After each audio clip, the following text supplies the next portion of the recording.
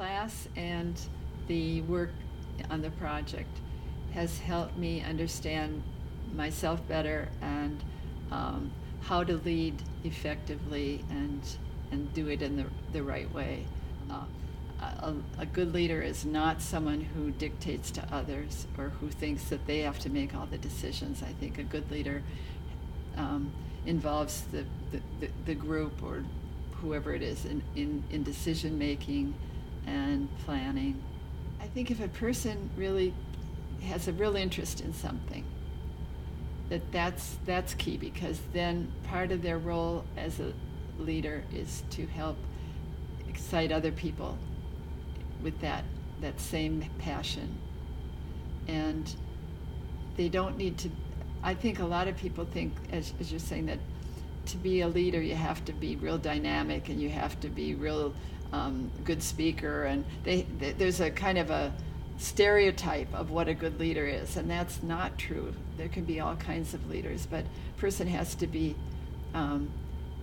if they're going to start a project, they have to have a passion about that, and they have to be able to interest others, and they have to be able to include others in it, and not, as I said before, not just dictate what's going to happen. I have very much appreciated being part of the Vital Aging Network. They have asked me to join the leadership group, which I'm part of, and I'm part of the Wellness 50 Plus design team on an exciting project. So it has just kind of opened many doors for me since I took the class. I would just say that, that the quality of the class was so exceptional, that everything about it, Mary's teaching, and the others that helped us, Linda and others, the class interaction, the group projects, the readings, everything was of such high quality and so on target that it just is not your usual class. It's just far better than a usual class. And because of all the class participation, class lasted for 8 months. It was 1 day a month for the full day. I think that format was very helpful because we got so far in a day because we were so immersed and so involved. My project is befriending isolated seniors.